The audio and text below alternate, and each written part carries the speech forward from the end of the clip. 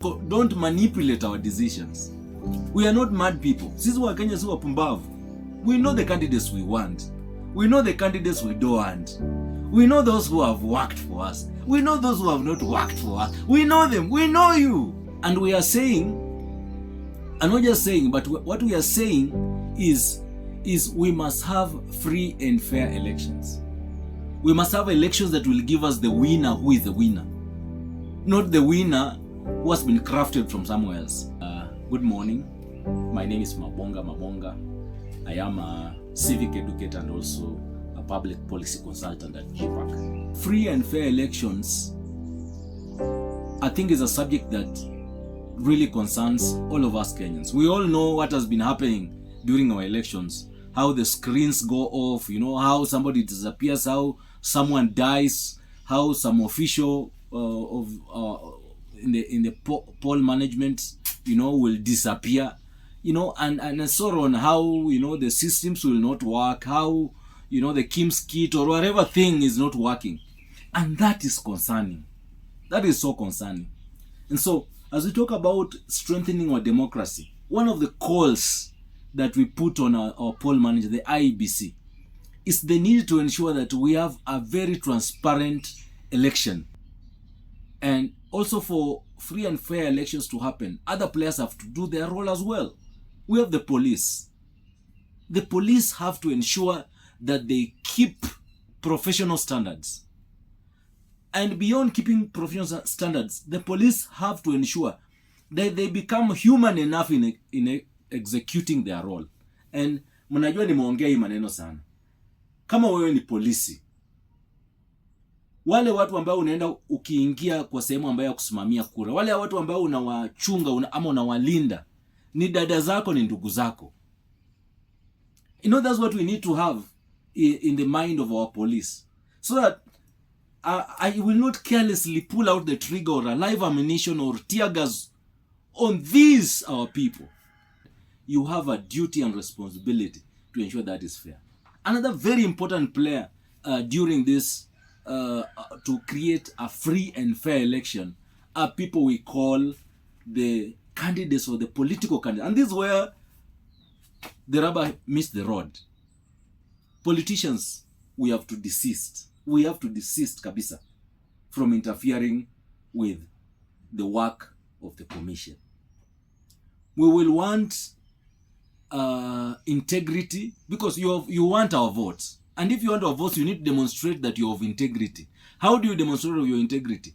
Come to us, come to the Mwananchi, ask for the votes, and when that day comes, we shall make our decision. Don't manipulate our decisions.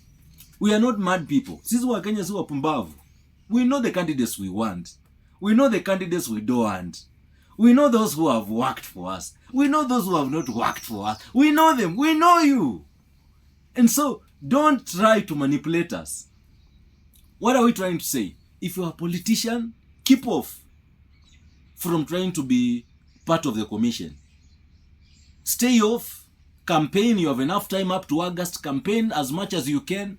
And give a free space so that we can have the time of voters. We, the voters, can go to the ballot and decide if it's you we want or it's you we don't want. And finally, the voter. For us to have a free and fair election, the voter must play his or her role. We must ensure that we vote. At the basic need, voter apathy is not something that is good. I talk about this often and often. If you are listening to me and you are a Kenyan and you are not planning to vote, you need to rethink your decision. We can only redeem this country when we vote. Plan to cast your vote. Please, I will beg you, plan to cast your vote to your candidate. You have a candidate. Nobody can say that he doesn't have a candidate. The people we are going to vote for are not angels. They are human beings. They have weaknesses here and there. But among these people, we have at least one or two going by what we call the lesser evil theology. That all these have weaknesses, but we have one who is not an extreme, and you can vote for that person. So plan to vote. Don't say that hao wote ni mbuzi, hao wote ni wabaya, and you say I'll not take a vote. Voter apathy is a major issue in this country. I remember in the last elections, I was in town. I went to see a gentleman to help me fix my phone. And this gentleman told me, mimi siku ya kura naenda kukula mchele. For those who don't understand mchele, yani anasema kura kitambo ianze, ataenda ameza hiyo mchele so he can chew blackout and just sleep for a day or two, then wake up when that exercise is done. That is what we call voter apathy. And I tried to convince this gentleman at that time to rethink about that decision and go and vote. I don't know if he went and voted. But what am I saying? That we as the people must plan to vote. That is how we can ensure that we sustain this pillar of free and fair elections. I'll be talking about the next pillar in my next talk. Thank you for listening. And if you have not subscribed, kindly please subscribe down there. There's a way of supporting what we do. And we'll be excited to bring more good and informative content to you as you participate in the democracy of Kenya and in making this country great again.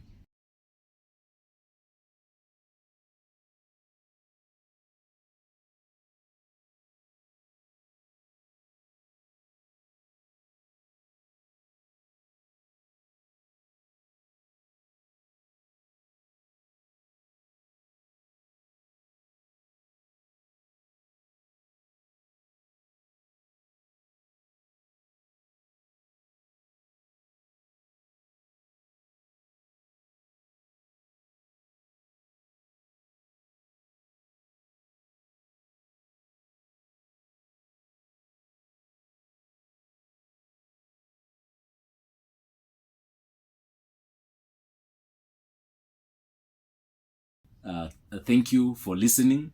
And if you have not subscribed, kindly please subscribe down there. There's a way of supporting what we do. And we'll be excited to bring more good and informative content to you as you participate in the democracy of Kenya and in making this country great again. That's what we want for our country. Nothing less but a prospering nation, a happy people, and a people who are united in one front.